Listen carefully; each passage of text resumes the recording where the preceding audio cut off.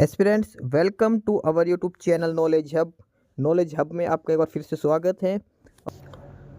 Students, knowledge hub की इस class में हम करेंगे हरियाणा सीटी एग्जाम मॉक टेस्ट। जो मॉक टेस्ट की सीरीज हमने चला रखी है उसी को आगे बढ़ाते हुए आज हम करेंगे Haryana police practice set number 14। 13 practice set हमारे हो चुके हैं, खासकर हरियाणा पुलिस के लिए और ग्रुप डी के लिए। सीटी मेंस के भी सारे शामिल, लगभग 90 क्वेश्चन सभी का सेम है, थोड़ा बहुत क्वेश्चन अलग है। इस प्रैक्टिस सेट के अंदर हम 100% करेंगे, सभी का डिटेल में सॉल्यूशन आपको प्रोवाइड करवाया जाएगा।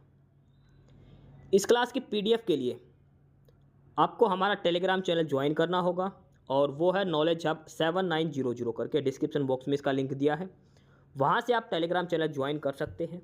काफ़ी सारा स्टडी मटेरियल, काफ़ी सारी पीडीएफ आपको नॉलेज हब टेलीग्राम चैनल पर मिलेगी। इसके अलावा जो भी नई भर्ती होने वाली है, आगे जो भी नई वैकेंसीज आने वाली है, चाहे हरियाणा की हो चाहे सेंटर की हो, उन सभी की जानकारी के लिए और भी जो भी भर्तियों के लिए पेपर कब होगा, सिलेक्शन प्रोसेस क्या होगा, ये सारी जानकारी आप हमारे एक दूसरा यूट्यूब चैनल है साहिल अपडेट्स के नाम पर, वहाँ से ले सकते हैं। इसका लिंक भी डिस्क्रिप्शन बॉक्स में दिया है, तो आप साहिल अपडेट्स को भी सब्सक्राइब जरूर करें।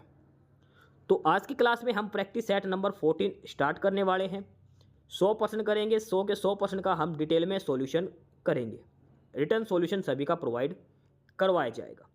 तो 1 बाय 1 करके और फटाफट से सारे क्वेश्चन आज की क्लास में हम देख लेते हैं कौन सा क्या क्वेश्चन दिया है। पहला प्रश्न है कि पंडित नेकीराम शर्मा जो है, इन्होंने एक संदेश नामक एक पत्रिका चलाई थी, तो ये कैसी पत्रिका थी? संदेश नामक एक पत्रिका चलाई थी पंडित नेकीराम ने, तो एक साप्ताहिक पत्रिका थी, वार्षिक पत्रिका थी, मासिक पत्रिका थी या फिर कोई अखबार था? देखो क्या मतलब है। साप्ताहिक पत्रिका का मतलब है ऐसी पत्रिका जो हर सप्ताह प्रकाशित होगी, मासिक जो हर महीने में आएगी, वार्षिक जो हर साल आएगी। तो संदेश जो पत्रिका है ये चलाई थी पंडित नेकीराम शर्मा ने। और संदेश नामक आपने पढ़ा भी होगा, पंडित नेकीराम शर्मा ने संदेश नामक एक साप्ताहिक पत्रिका चलाई थी। तो संदेश नामक जो मैगजीन थी ये कैसी थी? ये साप्ताहिक थी, वीकली मैगजीन थी, ये हर सप्ताह ये प्रकाशित होती थी। पंडित नेकीराम शर्मा ने इसको पब्लिश किया था। ऑप्शन ए आंसर हो जाएगा पहले क्वेश्चन का। दूसरा प्रश्न दिया है इसमें, खालिस्तान हरियाणा का एक प्राचीन और ऐतिहासिक शहर है। कपड़े रिसाइकिल करने का वैश्विक केंद्र होने के कारण इसे कॉस्ट ऑफ कैपिटल के नाम से भी जाना जाता है। देखो, कॉस्ट ऑफ कैपिटल इसको कहा जाता है। हरियाणा का पुराना शहर है, कपड़ों के लिए प्रसिद्ध है। अब आपको नाम नहीं पता तो एक नाम ध्यान रखना, बुनकरों का शहर इसको कहा जाता है, ठीक है, टेक्सटाइल सिटी इसको कहा जाता है। और ये कौन सा है? ये है पानीपत। पानीपत शहर आएगा, इसको कॉस्ट ऑफ कैपिटल भी कहा जाता है। कपड़ों का यानी कि टेक्सटाइल रिसाइलिंग का सबसे बड़ा सेंटर है हरियाणा के अंदर ये। ऑप्शन बी आंसर हो जाएगा पानीपत शहर। तीसरा प्रश्न दिया है, कहां पर एक हर साल चैत्र 14 को मेला लगता है? चैत्र मास की 14 तिथि को एक मेला लगता है हर साल, और यहां पर लोग अपने पूर्वजों का पिंडदान करने के लिए आते हैं। पिंडदान जैसे युधिष्ठिर ने किया था, युधिष्ठिर ने जो अपने पूर्वजों का पिंडदान किया था महाभारत युद्ध के बाद, ऐसे ही यहाँ पर हर साल चैत्र मास की 14 के दिन जो मेला लगता है तो लोग यहाँ पर पिंडदान करने आते हैं। तो ये मेला कहाँ लगता है? चैत्र मास की 14 तिथि को। तो ये मेला लगता है पेहवा के अंदर। पेहवा के अंदर ये मेला लगता है जहाँ पर पिंडदान किया जाता है। चैत्र मास की 14 तिथि को यहाँ पर मेले का आयोजन किया जाता है। तीसरे प्रश्न का ऑप्शन डी उत्तर हो जाएगा पेहवा के अंदर। अगला प्रश्न है, कौन सी नदी घग्गर नदी की मुख्य उपनदियों में से एक है? यानी कि घग्गर की जो सहायक नदियां हैं उसमें से एक मुख्य नदी है ये। पंचकुला जिले में ये बहती है और पिंजौर के पास घग्गर नदी में मिलती है। घग्गर नदी की मुख्य सहायक नदी कौन सी है? पंचकुला में बहती है और पिंजौर के पास घग्गर नदी में वापस मिल जाती है। सरस्वती नदी, टांगरी, कौशल्या या फिर मारकंडा नदी? तो कौन सी नदी है? तो वह नदी है कौशल्या नदी। कौशल्या नदी शिवालिक पहाड़ियों से निकलकर हरियाणा के पंचकुला जिले से बहती है और पिंजौर के पास घग्गर नदी में मिल जाती है। कौशल्या नदी जो कौशल्या बांध के ठीक नीचे से निकलती है, घग्गर की प्रमुख सहायक नदियों में से एक है। देखो कौशल्या नदी के ऊपर कौशल्या डैम बना हुआ है, ये ध्यान रखना। घग्गर की सहायक नदी है। पिंजौर के आसपास ये पंचकुला के अंदर घग्गर के अंदर मिल जाती है और एक मौसमी नदी है ये, यानी कि हमेशा नहीं बहती, बारिश के मौसम में ही ये बहती है। पिंजौर के पास घग्गर में मिल जाती है। शिवालिक की पहाड़ियों से ये नदी निकलती है, हरियाणा के पंचकुला जिले में बहती। नदी का नाम है कौशल्या नदी, इसके ऊपर बांध बना है कौशल्या बांध। तो प्रश्न नंबर 4 का ऑप्शन बी उत्तर हो जाएगा कौशल्या नदी। उसके बाद आगे है प्रश्न नंबर 5। प्रश्न नंबर 5 मोस्ट इंपोर्टेंट है ये प्रश्न है कि भारत की पहली सीएनजी ट्रेन जो गैस उत्सर्जन और डीजल की खपत को कम करने के लिए चालू करी गई थी, हरियाणा के किस जिले के बीच में चलती है? भारत की पहली सीएनजी ट्रेन है, देखो पूरे भारत की, हरियाणा में चलाई गई किस 2 स्टेशन के बीच में ट्रेन चलाई गई है, सीएनजी ट्रेन है? तो देखो भारत की पहली सीएनजी ट्रेन, सीएनजी का मतलब है कंप्रेस्ड नेचुरल गैस, संपीड़ित प्राकृतिक गैस, और ये ट्रेन चलाई गई सीएनजी वाली रेवाड़ी से रोहतक के बीच में। डीईएमयू ट्रेन है ये, रेवाड़ी से रोहतक के बीच में। 14 जनवरी 2015 से इसका ट्रायल चल रहा है। देखो 14 जनवरी 2015 से, अभी भी इसका ट्रायल लिया गया था कुछ दिन पहले भी। ठीक है, डुअल फ्यूल सिस्टम पे काम करती है, दोहरे ईंधन प्रणाली पर ये काम करती है, यानी कि डीजल के साथ सीएनजी का भी उपयोग ये करती है।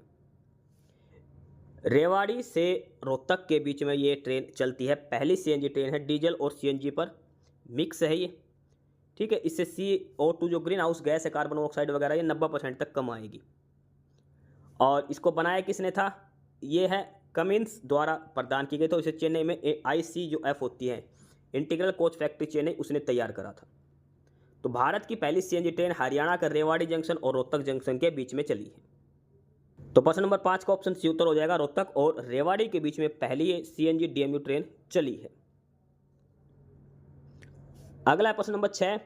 हरियाणा ने देश में नंबर 1 बनते हुए कौन सी शिक्षा व्यवस्था लागू करी है? भारत का पहला देश बना है, कौन सी शिक्षा व्यवस्था? तो वो है जो नेशनल एजुकेशन पॉलिसी जो आई थी 2020 वाली, उसको इम्प्लीमेंट किया है। और उसके तहत क्या है, त्रिभाषाई शिक्षा प्रणाली को लागू किया गया है, ट्राइलैंग्युअल एजुकेशन सिस्टम लागू किया गया है। ऑप्शन बी आंसर होगा क्वेश्चन नंबर 6 का। प्रश्न नंबर 7 है कि हरियाणा में महिलाएं सोने से बने हुए गहने पुरली कहाँ पहनती है? पुरली नामक जो आभूषण है वो कहाँ पहना जाता है? हरियाणा में महिलाएं सोने की पुरली आभूषण नाक में पहनती है। कहाँ पहनती है? नाक में, नाक के छिद्र में इसको पहना जाता है। कभी कभी इसे कान के साथ एक चैन से भी जोड़ा जाता है, नाक में पहनकर कान में एक चैन से जोड़ा जाता है।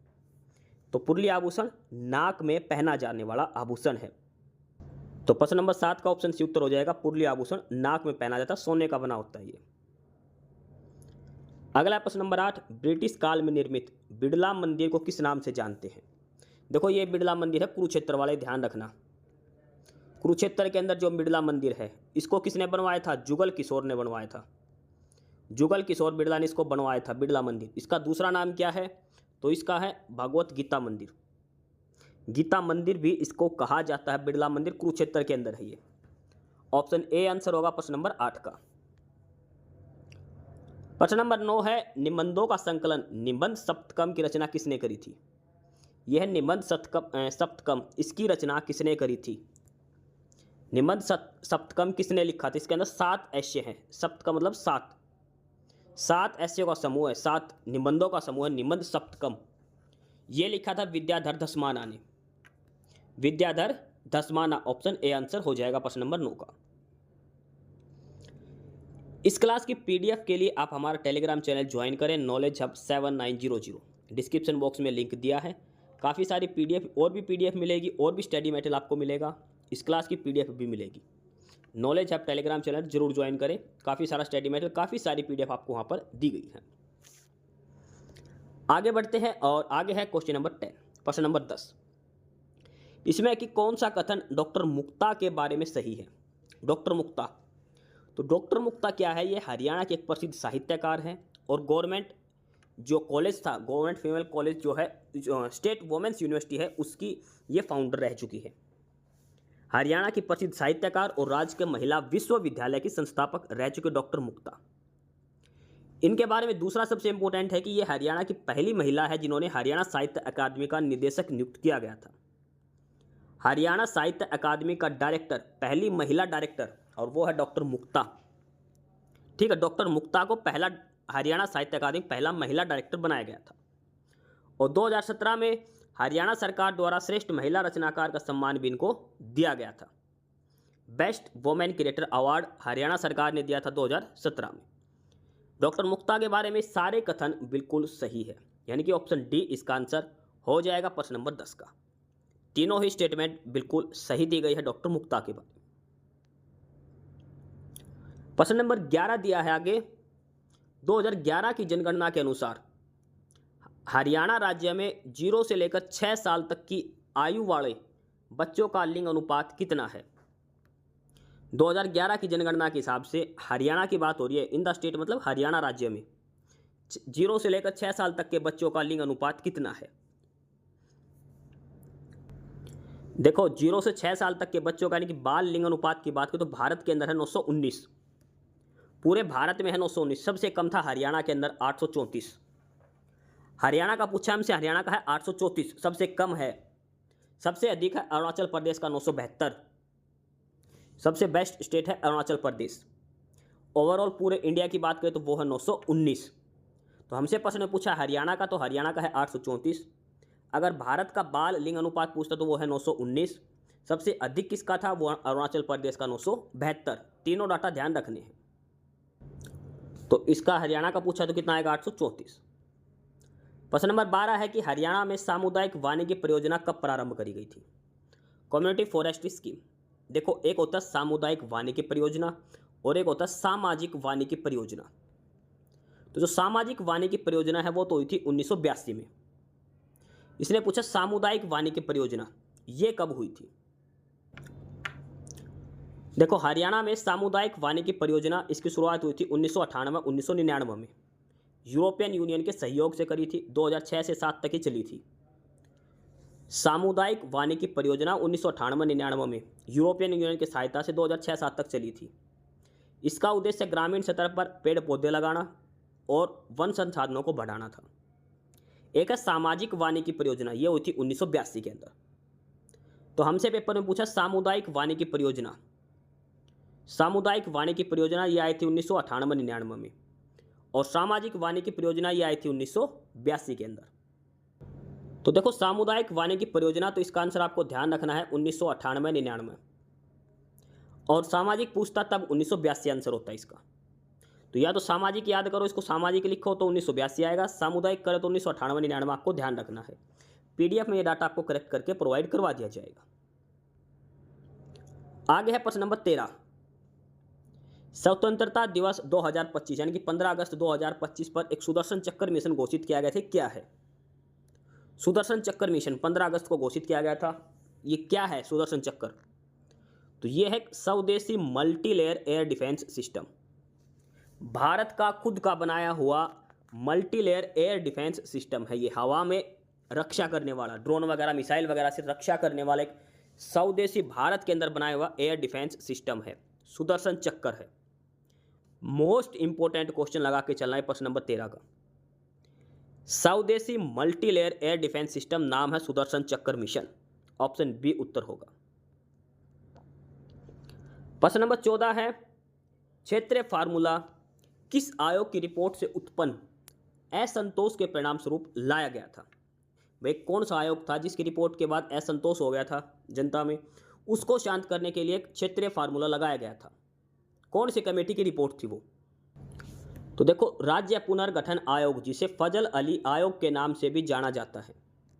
राज्य पुनर्गठन आयोग या फिर फजल अली आयोग वह संस्था थी जिसने 1955 की रिपोर्ट के परिणाम स्वरूप राजनीतिक गतिरोध उत्पन्न हो गए थे। तो इसके कारण 1956 में क्षेत्रीय फार्मूला आया था। सारी बात इसने देखो, क्षेत्रीय फार्मूला कब आया था, 1956 में। कौन सी रिपोर्ट की गड़बड़ के कारण आए थे, फजल अली जो रिपोर्ट थी उससे राजनीतिक गतिरोध हो गए थे। फजल अली रिपोर्ट आई थी कब, 1955 में। इसके बाद 1956 में क्षेत्रीय फार्मूला आया था। फजल अली आयोग की रिपोर्ट के बाद ये आया था, पंजाब से संबंधित है ये, ठीक है। इसलिए 22 फरवरी 1956 को एक समझौते के रूप में क्षेत्रीय फार्मूला पेश किया गया था। हरियाणा पंजाब के विभाजन की बात है ये। तो प्रश्न नंबर 14 का ऑप्शन सी हो जाएगा, फजल अली आयोग।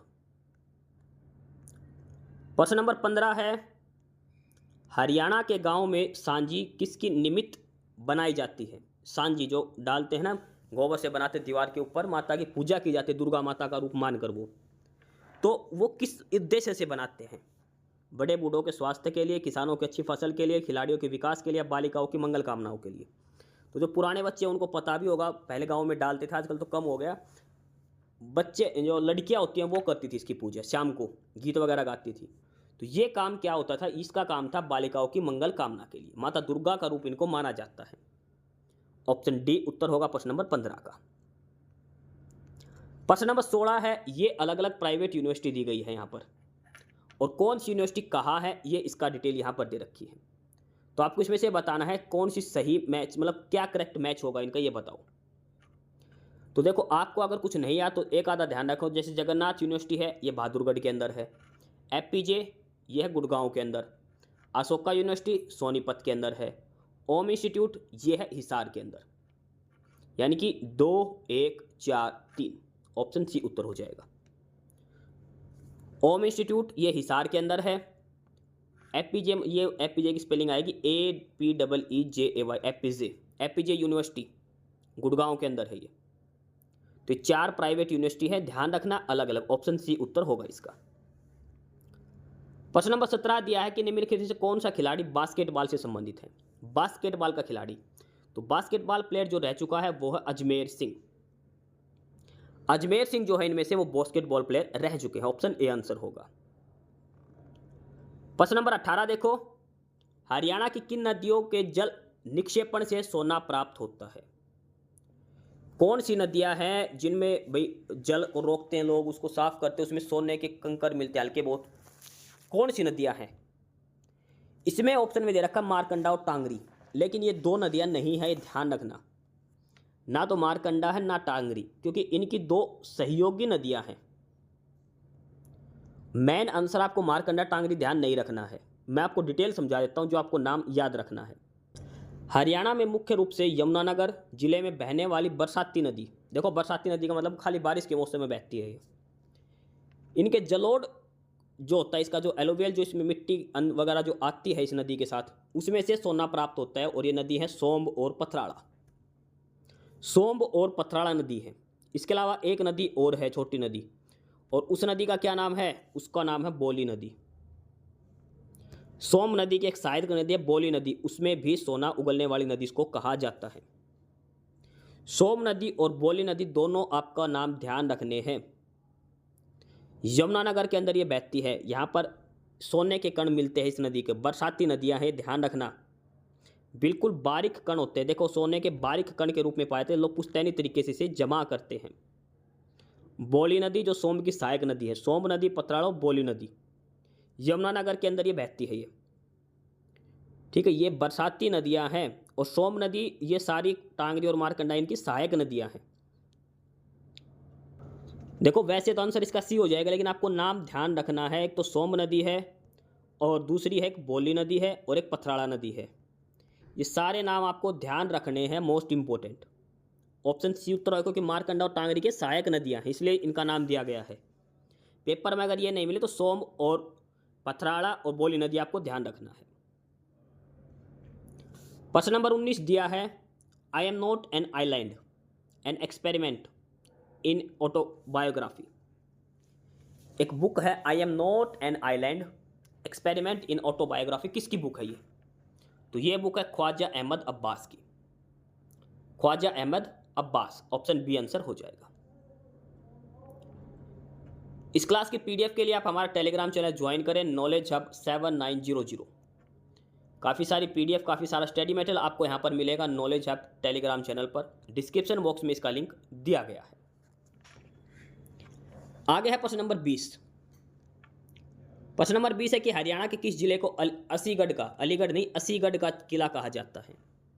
तो असीगढ़ का किला कहा जाता है हांसी के किले को। असीगढ़ का किला हांसी के किले को कहा जाता। पृथ्वीराज चौहान ने इसका निर्माण करवाया था। असीगढ़ के किले के कारण इसका नाम हांसी पड़ा था। ऑप्शन बी उत्तर हो जाएगा। प्रश्न नंबर 21 है कि हरियाणा सरकार द्वारा चिराग योजना कब लॉन्च करी गई थी।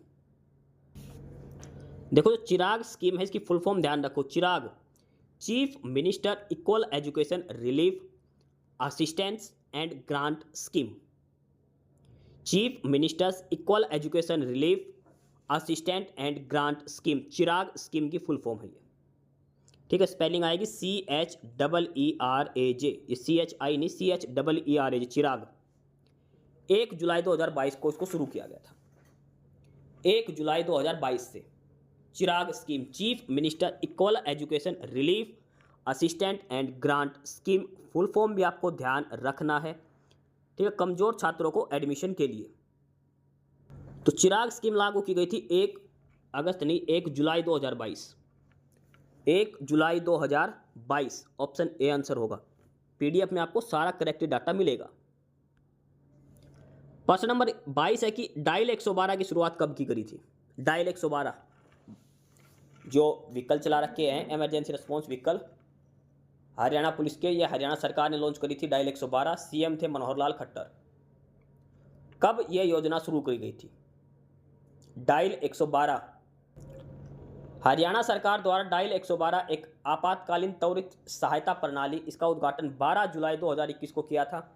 मुख्यमंत्री मनोहर लाल ने पंचकूला से एक एकीकृत सेवा का शुभारंभ किया। इसका उद्देश्य पुलिस, एम्बुलेंस और फायर ब्रिगेड जैसी आपातकालीन सेवाओं के लिए एक ही टोल फ्री नंबर प्रदान करना था। डायल 112 12 जुलाई 2021 पंचकूला से शुरू हुई थी।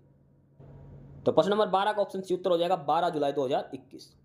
प्रश्न नंबर 23 दिया है आगे, 2026 में हरियाणा के कितने व्यक्तियों को पद्मश्री से सम्मानित किया गया था 2026 में। तो वो थे 2 हरियाणवी कौन कौन थे। एक तो है सविता पुनिया, सिरसा से है, हॉकी कैप्टन रह चुकी है इंडिया की। दूसरा है खेमराज सुंदरलिया, ये पानीपत से है, ये हथकरघा और बुनकर के क्षेत्र में। इन 2 को पद्मश्री दिया गया 2026 का। हरियाणा से 2 ही हैं, सविता पुनिया और खेमराज। यह घोषित कब किया गया था। यह 25 जनवरी 2026 को इसे घोषित किया गया था। ये पद्मश्री पुरस्कार है, इसको घोषित किया गया था 25 जनवरी 2026 को। सविता पुनिया को the wall of Indian hockey team कहा जाता है, ये गोलकीपर थे टीम इंडिया की। और खेमराज सुंदरलिया, ये कला और हस्तशिल्प के क्षेत्र में इनका योगदान है। तो ये सारी इंपॉर्टेंट बात ध्यान रखने। पद्मश्री 2026 हरियाणा के 2 लोगों को मिला था। तो प्रश्न नंबर 23 का ऑप्शन ए उत्तर हो जाएगा, 2 लोगों को दिया गया था। प्रश्न नंबर 24 है कि ध्वनि तरंग का वेग सबसे अधिक किसमें होता है। साउंड सबसे अधिक ट्रैवल करता है सॉलिड के अंदर। साउंड वेव सबसे ज़्यादा स्पीड होती है सॉलिड के अंदर। और सॉलिड वेव सबसे अधिक किसके अंदर होती है, तो होती है स्टील के अंदर। साउंड वेव की मैक्सिमम स्पीड सॉलिड के अंदर होती है और सॉलिड के अंदर भी स्टील के अंदर होती है।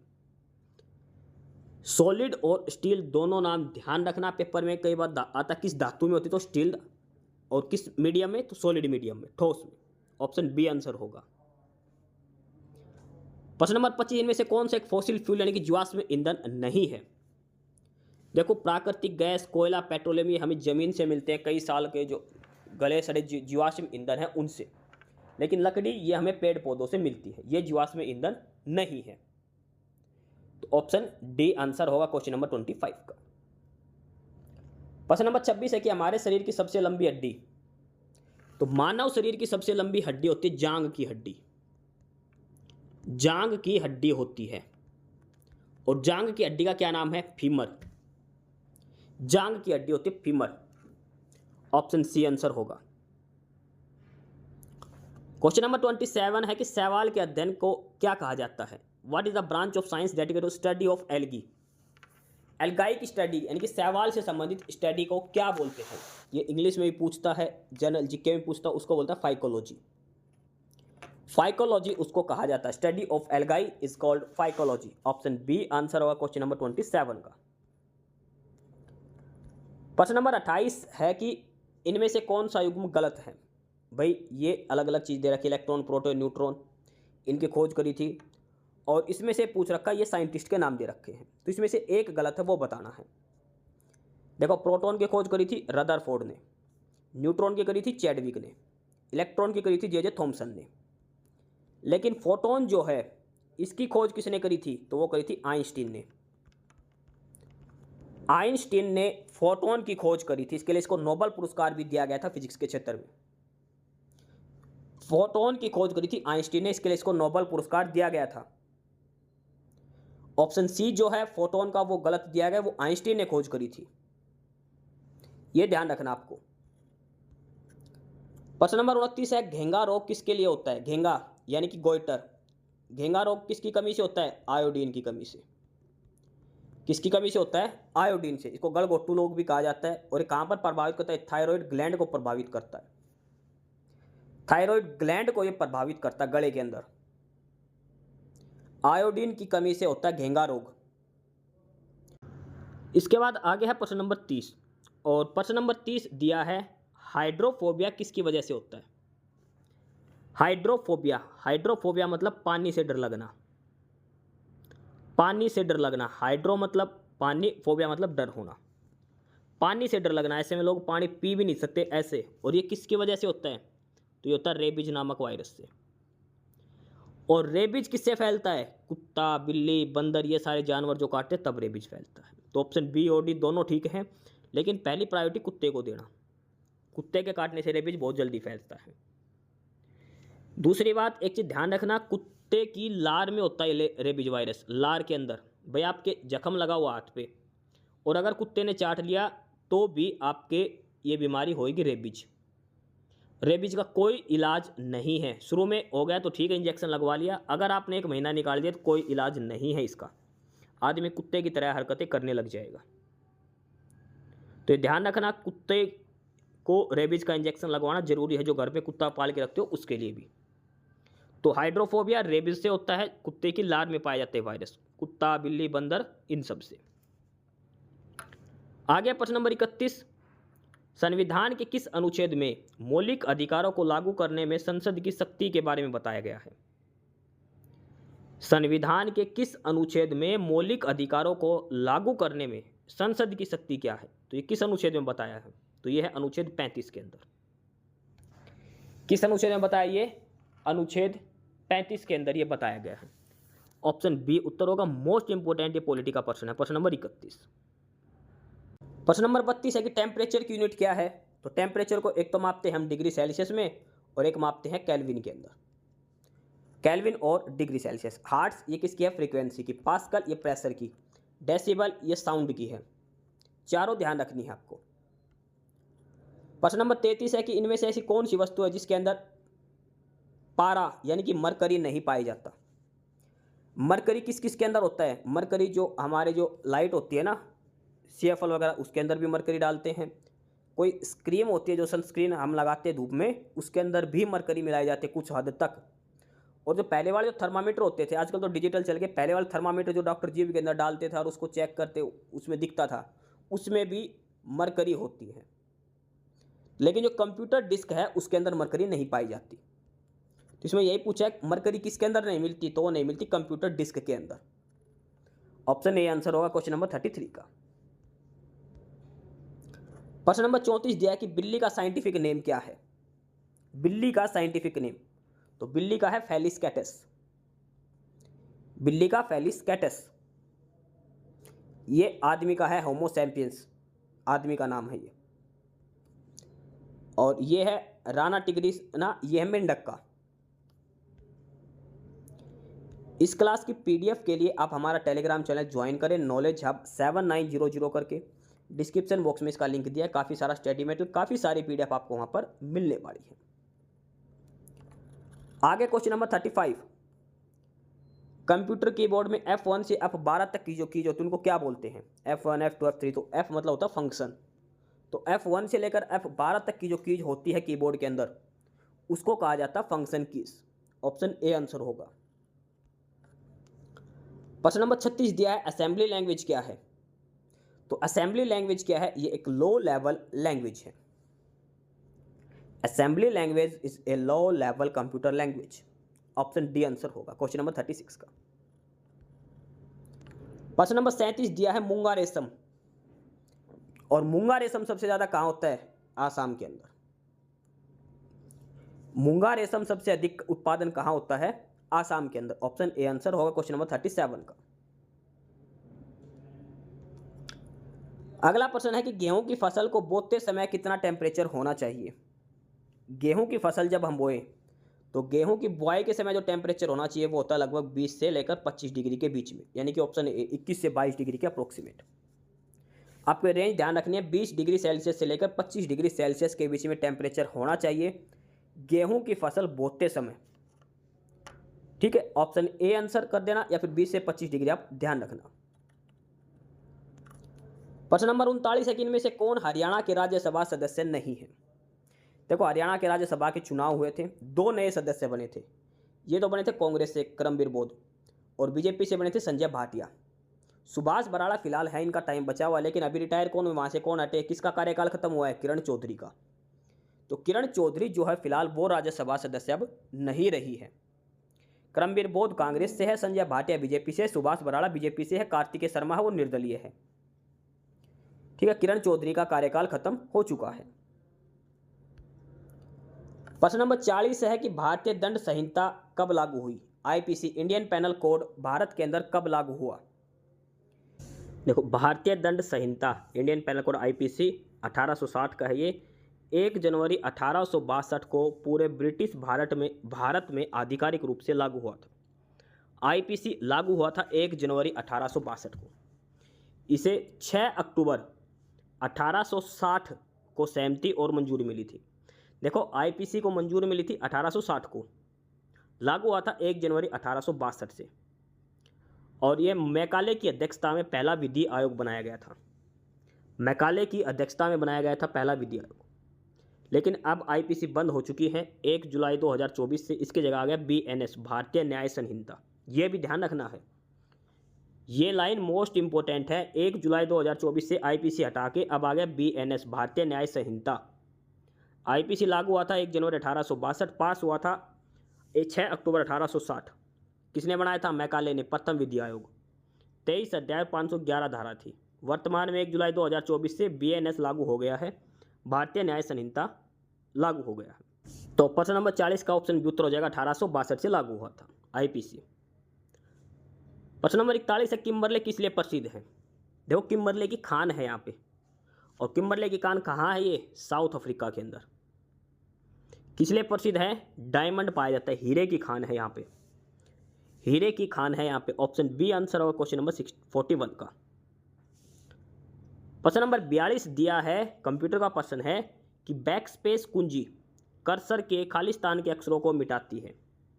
भाई, कंप्यूटर के अंदर एक वर्ड, एक की होती है बैकस्पेस। बैकस्पेस जैसे ही हम दबाएंगे, भाई मान लो ये कोई लेटर लिखा है यूपी, अप लिखा हुआ है, कर्सर यहाँ पर है, जहाँ कर्सर है टाइप करेंगे तो वहीं से टाइप होएगा। लेकिन ये कह रहा है कर्सर जैसे हम बैकस्पेस दबाएंगे, कर्सर यहाँ है तो कौन सा अक्षर मिटेगा। जैसे राइट के बीच में है RIGHT, कर्सर है G और H के बीच में, तो जैसे ही हम बैकस्पेस दबाएंगे तो कौन सा अक्षर कटेगा, तो ये इसके लेफ्ट वाला कटेगा। कर्सर के जो लेफ्ट में अक्षर है वो बैकस्पेस से कटेगा राइट वाला, और डिलीट बटन से दबाएगा लेफ्ट वाला। ध्यान रखना, देखो बैकस्पेस दबाएंगे जब तो दबेगा राइट वाला, और अगर हम डिलीट दबाएंगे तब कटेगा लेफ्ट वाला। ऑप्शन बी आंसर होगा इसका 42 का।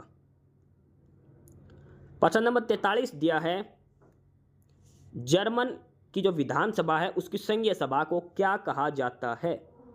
What is the federal assembly of the German legislature called. German legislature की जो फेडरल असेंबली है उसको क्या कहा जाता है। जर्मनी की संघीय विधायिका को बुंडेस्टैग या फिर संघीय संसद कहा जाता है। जर्मनी की जो संसद है जैसे हमारे वहाँ पर, तो इसमें कहा जाता है बुंडेस्टैग। यह सदस्यों का जनता 4 साल के लिए चुनती है, और ये द्विसदनीय व्यवस्था का निचला सदन है। देखो, जर्मनी की संसद में 2 सदन है, निचला सदन और उपला सदन। निचला सदन है, इसको बोला जाता है बुंडेस्टैग या फिर संघीय संसद, जो हमसे पूछा गया है। पब्लिक डायरेक्ट इनका सिलेक्शन करती है 4 साल के लिए। एक है बुंडेस्टैग और दूसरा क्या है, वो है बुंडेसरात। हमारे पास ऑप्शन ए और डी दोनों तरफ, ऑप्शन ए में बुंडेस्टैग दिया है जो हमारा आंसर है, ऑप्शन डी में दिया बुंडेसरात, ये ऊपरी सदन है इस संसद का। ठीक है, तो हमारा आंसर क्या होगा, बुंडेस्टैग ऊपरी सदन, इसको संघीय संसद कहा जाता है, और बुंडेसरात इसको संघीय परिषद कहा जाता है। ठीक है, जैसे विधानसभा और विधान परिषद होता है ना, ऐसे ही है ये। तो 43 का आंसर ऑप्शन ए हो जाएगा, बुंडेस्टैग। प्रश्न नंबर 44 दिया है कि वर्तमान में सीपीयू की गति हम कैसे मापते हैं। सीपीयू लाते हैं, सेंट्रल प्रोसेसिंग यूनिट, जिससे कंप्यूटर की प्रोसेसिंग स्पीड का पता लगे। किस में मापते हैं, वो होते हैं गीगाहर्ट्ज़ के अंदर। गीगाहर्ट्ज़ के अंदर आप देखोगे वहाँ पे स्पीड मेंशन होते, कितने गीगाहर्ट्ज़ आपकी रहेगी। ऑप्शन बी आंसर रहेगा। प्रश्न नंबर 45 दिया है, खालिस्तान आसानी से समझे जाने योग्य डोमेन नामों का आईपी पतों में अनुमोदित करता है। Blank, translate easily, understandable domain names into IP address. Domain name को आईपी एड्रेस में चेंज कौन करता है? तो सही सीधी सी बात है, डोमेन नेम चेंज करना तो काम किसका है? डोमेन नेम सर्वर का, डीएनएस का। डोमेन नेम सर्वर का ये काम है, डोमेन नेम्स को आईपी एड्रेस में चेंज करना। ऑप्शन बी आंसर होगा क्वेश्चन नंबर 45 का। प्रश्न नंबर 46 दिया है आगे, ये कथन किसका है? Is England free only on election days. ये इंग्लिश में ही स्टेटमेंट थी। Is England free only on election day, क्या इंग्लैंड केवल चुनाव के दिन फ्री होता है? ये कथन किसका है? तो ये दिया था रूसो ने। ऑप्शन ए आंसर हो जाएगा, रूसो ने दिया था। प्रश्न नंबर 47 है कि प्रत्यक्ष लोकतंत्र की ढाल किसे कहा जाता है? शील्ड ऑफ डायरेक्ट डेमोक्रेसी, प्रत्यक्ष लोकतंत्र की ढाल। और ये कहा जाता है रिकॉल को। रिकॉल का मतलब है, अगर कोई विधायक, मान लो हमने एमएलए चुन लिया, अगर वो काम नहीं करा तो उसकी जगह दूसरे को लगा देना बीच में ही, चाहे 5 साल पूरे हो चाहे मत हो। ये है प्रत्यक्ष लोकतंत्र की ढाल, रिकॉल। ऑप्शन ए आंसर होगा। प्रश्न नंबर 48 दिया है कि ओलंपिक ध्वज के 5 रंगीन चक्कर में लाल चक्कर किसका प्रतीक है? ओलंपिक का जो फ्लैग है ना, उसके अंदर 5 सर्कल होते हैं ऐसे आपस में मिले हुए, जैसे ओडी में 3 है ना, ऐसे ओलंपिक में ऐसे 5 सर्कल मिले होते हैं। ओलंपिक का झंडा देखोगे उसमें 5 अलग अलग रंग के हैं। तो लाल रंग का झंडा किस देश के लिए, किस महाद्वीप के लिए है? देखो, ओलंपिक का झंडा 5 चक्कर होते हैं, उसके अंदर 5 ऐसे रिंग बनी होती है ऐसी, उसके अंदर 5 रंगों की 5 महाद्वीपों को शो करती है। अब कौन सा रंग किस महाद्वीप को होता है? लाल रंग करता है अमेरिका को, नीला रंग का छल्ला यूरोप के लिए, पीले रंग का एशिया के लिए, काले रंग का अफ्रीका के लिए और हरा है ऑस्ट्रेलिया के लिए। 5 छल्ले होते हैं, 5 रंग, 5 अलग अलग महाद्वीप के लिए। लाल अमेरिका के लिए, नीला यूरोप के लिए, पीला एशिया के लिए, काला अफ्रीका के लिए और हरा ऑस्ट्रेलिया के लिए। तो हमसे लाल रंग का पूछा है, वो है अमेरिका के लिए। तो प्रश्न नंबर 48 का ऑप्शन सी उत्तर हो जाएगा, अमेरिका। प्रश्न नंबर 49 है कि एलिफेंटा की गुफाएं कब, कौन सी शताब्दी में बनी थी? एलिफेंटा की गुफाएं कब बनी थी? एलिफेंटा की गुफाओं का निर्माण मुख्य रूप से 5वीं से 7वीं शताब्दी के बीच में हुआ था, यानी कि लगभग 5 से 6 शताब्दी के बीच में हुआ था। ये महाराष्ट्र के मुंबई के पास है। एलिफेंटा की गुफाएं कहाँ है? महाराष्ट्र में मुंबई के पास है। इसका निर्माण कलचुरी राजवंश या फिर राष्ट्रकूट राजाओं के समय माना जाता है। एलिफेंटा की गुफाएं महाराष्ट्र में है, 5वीं से 6वीं शताब्दी के बीच इनका निर्माण हुआ था। कलचुरी राजवंश या फिर राष्ट्रकूट शासकों के समय की मानी जाती है। और एलिफेंटा की गुफाएं किसको समर्पित है? भगवान शिव को। भगवान शिव को समर्पित है एलिफेंटा की गुफाएं। ठीक है, देखो इनका टाइम पीरियड लगभग 550 ईस्वी, यानी कि 5 से लेकर 6वीं शताब्दी के बीच इनका कार्यकाल माना जाता है। कलचुरी राजा कृष्णदेवराज द्वारा या फिर राष्ट्रकूट राजाओं के समय इसका निर्माण माना जाता है। ये रॉक कट शैली की चट्टानें हैं, ठीक है, जो बेसाल्ट चट्टानों से तराशी गई है। ध्यान रखना, पेपर में पूछा गया यूपीएससी में। एलिफेंटा की गुफाएं हैं, बेसाल्ट चट्टानों से तराशी गई है, रॉक कट वास्तुकला का उदाहरण है। ये मुंबई के पास है, ये भगवान शिव से समर्पित है। और एलिफेंटा की गुफाओं को 1987 में यूनेस्को विश्व धरोहर में शामिल किया गया था। तो प्रश्न नंबर 49 का क्या आंसर हो जाएगा? 5वीं से लेकर 6वीं शताब्दी में। ऑप्शन ए उत्तर हो जाएगा इसका। इस क्लास की पीडीएफ के लिए आप हमारा टेलीग्राम चैनल ज्वाइन करें, नॉलेज हब 7900। काफ़ी सारी पीडीएफ, काफ़ी सारा स्टडी मटेरियल मिलेगा। इस क्लास की पीडीएफ भी मिलेगी और भी काफ़ी सारा स्टडी मटेरियल आपको नॉलेज हब टेलीग्राम चैनल पर मिलेगा। आगे बढ़ते हैं प्रश्न नंबर 50 पर। इसमें दिया कि इनमें से कौन भरतनाट्यम के कलाकार नहीं है? भरतनाट्यम से देखो शास्त्रीय नृत्य हैं। सबसे नया कौन सा है? वो सत्रिय। स्त्रिया जो नृत्य है आसाम का है वो, ये ध्यान रखना, कई बार पूछा गया है। भरतनाट्यम देखो वैजयंतीमाला भी भरतनाट्यम से है, मल्लिका साराभाई भी भरतनाट्यम से है और मालविक सरुक्कई भी, ये तीनों भरतनाट्यम के कलाकार हैं। लेकिन बिरजू महाराज जो है ये किससे संबंधित है, यह कथक के। बिरजू महाराज कौन से शास्त्रीय नर्तक हैं, यह कथक के। तो इसमें से क्या आंसर हो जाएगा इसका, तो वो हो जाएगा ऑप्शन डी, बिरजू महाराज भरतनाट्यम के कलाकार नहीं है। आगे प्रश्न नंबर 51, बिश्नोई पंथ के संस्थापक जंबेश्वर महाराज को किसका अवतार माना जाता है। देखो आपने हिसार में यूनिवर्सिटी सुने, जी गुरु जंबेश्वर यूनिवर्सिटी, तो जंबेश्वर महाराज है बिश्नोई पंथ के संस्थापक माने जाते हैं। तो ये किस भगवान के अवतार माने जाते हैं गुरु जंबेश्वर, तो ये माने जाते हैं भगवान विष्णु के। जंबेश्वर महाराज जो बिश्नोई समाज के संस्थापक है, इनको भगवान विष्णु का अवतार माना जाता है। ऑप्शन बी उत्तर होगा इसका। प्रश्न नंबर 52 है कि भौगोलिक दृष्टि से भारत का कौन सा जिला सबसे बड़ा है। भारत में सबसे बड़ा डिस्ट्रिक्ट कौन सा है, कच्छ, अहमदनगर, जैसलमेर या फिर लेह। क्षेत्रफल की दृष्टि से भारत का सबसे बड़ा जिला है गुजरात का कच्छ, गुजरात के अंदर है कच्छ, ये सबसे बड़ा जिला है। कितना क्षेत्रफल है, लगभग 45,650 वर्ग किलोमीटर का क्षेत्रफल है इसका। 45,650 स्क्वायर किलोमीटर का क्षेत्रफल है, एरिया है किसका, कच्छ डिस्ट्रिक्ट का, गुजरात के अंदर है। गुजरात का टोटल एरिया है उसका लगभग 23% हिस्सा है इसका। गुजरात का लगभग 1/4 हिस्सा अकेला कच्छ डिस्ट्रिक्ट का है। ठीक है, कच्छ के ऊपर सिर्फ है एक तो कच्छ का रण जो हमने सुन रखा है, और एक बन्नी घास के मैदान के लिए कच्छ प्रसिद्ध है। कच्छ के बाद दूसरे नंबर पर है लेह डिस्ट्रिक्ट, तीसरे नंबर पर है जैसलमेर राजस्थान का, और चौथा है बीकानेर राजस्थान। भारत के 4 सबसे बड़े जिले, पहला है कच्छ, दूसरा है लेह लद्दाख वाला, तीसरा है जैसलमेर राजस्थान, चौथा है बीकानेर राजस्थान। 4 सबसे बड़े जिले हैं भारत के। लेह का क्षेत्रफल देखो कितना है, 45,110। कच्छ का कितना है, 45,674, थोड़ा सा ही फर्क है। ठीक है, तो सबसे बड़ा जिला है कच्छ, दूसरे नंबर पर लेह। तो प्रश्न नंबर 52 का क्या आंसर हो जाएगा, ऑप्शन ए कच्छ सबसे बड़ा जिला है भारत का। प्रश्न नंबर 53 है कि समुद्री जीव संसाधन और पारिस्थितिक केंद्र कहाँ है। Centre for marine living resources and ecology कहाँ पर है। Centre for marine living resources and ecology, समुद्री जीव संसाधन और पारिस्थितिक केंद्र, तो ये है कोची केरला के अंदर। कोची केरला के अंदर ये स्थित है। ऑप्शन सी आंसर हो जाएगा क्वेश्चन नंबर 53 का। प्रश्न नंबर 54 है कि खालिस्तान में एक प्रोग्राम होता है जो तब चलता है जब आप पहली बार कंप्यूटर शुरू करते हैं। जैसे हम कंप्यूटर स्टार्ट करते तो एक प्रोग्राम स्टार्ट होता है, उसी के बाद कंप्यूटर चलता है। तो ये किस चीज़ के अंदर एक प्रोग्राम होता है, कहाँ होता है, फाइल एलोकेशन टेबल के अंदर, रूट फोल्डर, बूट सेक्टर या फिर डाटा एरिया। देखो आपने सुना होगा मोबाइल में भी आप रिबूट करते हैं।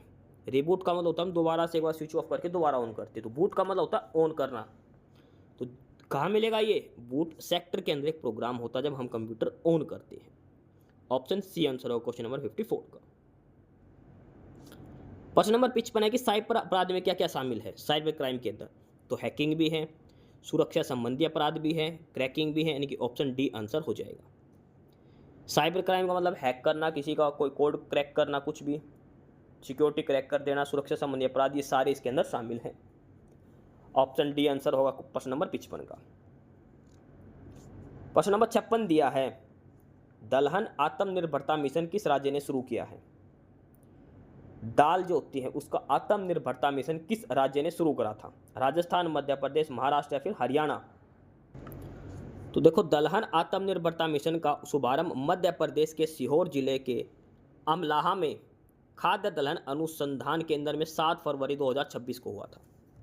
दलहन आत्मनिर्भरता मिशन मध्य प्रदेश के सीहोर जिले में हुआ था 7 फरवरी 2026 को। किसने करा था, केंद्रीय कृषि और किसान कल्याण मंत्री शिवराज सिंह चौहान ने इसका उद्घाटन किया था। अमलाहा, सीहोर डिस्ट्रिक्ट, मध्य प्रदेश। उद्देश्य है कि 2030-31 तक दालों के उत्पादन में हम आत्मनिर्भर बन जाए। ठीक है, 7 फरवरी 2026 को मध्य प्रदेश के सीहोर जिला में दलहन आत्मनिर्भरता मिशन।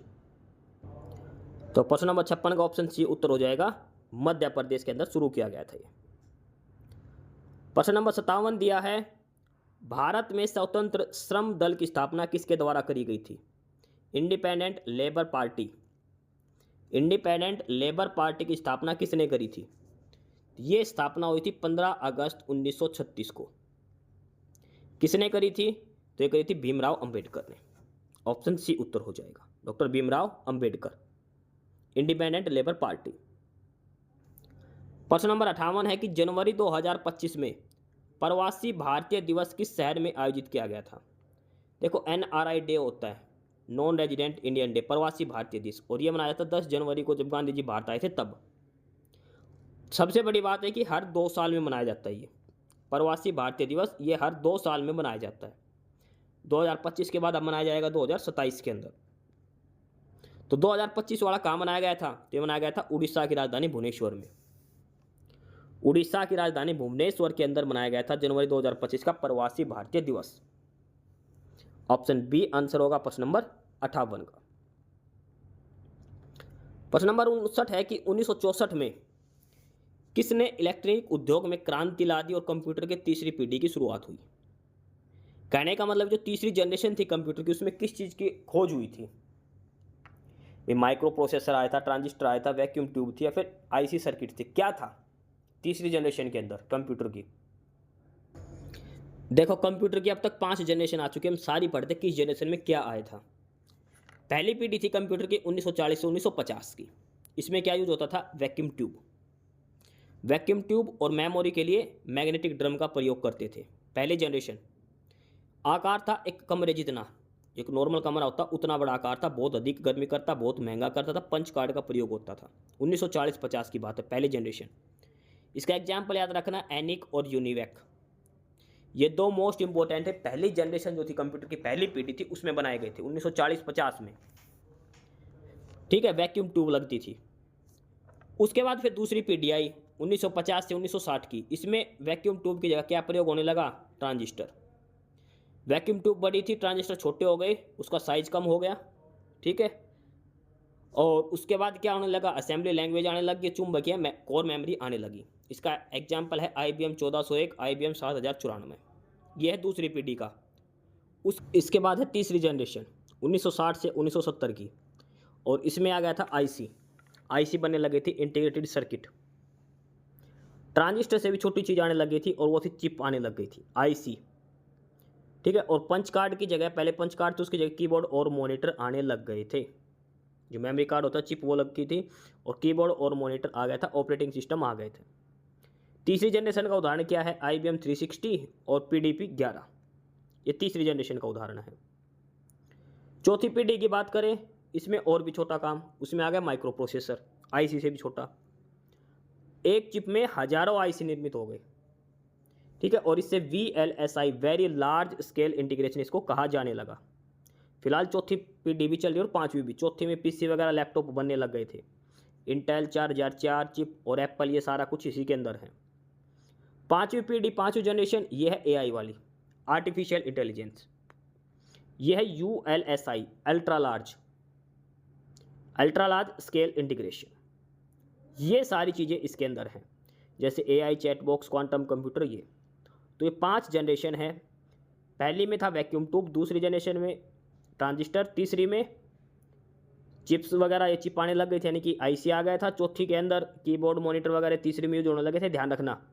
चौथी के अंदर क्या आ गया था? चौथी के अंदर आ गया था VLSI, very large scale integration का, ठीक है। और पांचवी के अंदर आ गया ULSI, अल्ट्रा लार्ज, AI से रिलेटेड है। ये पांचों जनरेशन आपको ध्यान रखनी है। हमसे तीसरी जनरेशन का पूछा है, तीसरी जनरेशन में क्या आ गया था? IC यूज होने लग गई थी। तो प्रश्न नंबर 59 का उत्तर क्या हो जाएगा? डी, इंटीग्रेटेड सर्किट, यानी कि IC का यूज होने लग गया था तीसरी जनरेशन में। प्रश्न नंबर 60 है, लिब्रो वर्ड कहाँ यूज किया जाता है? लिबेरो, ये वर्ड क्या आता है? वॉलीबॉल के अंदर। ये वर्ड कहाँ यूज किया जाता है? लिबेरो वर्ड, ये होता है वॉलीबॉल गेम के अंदर, इसका यूज किया जाता है। ऑप्शन सी आंसर होगा प्रश्न नंबर 60 का।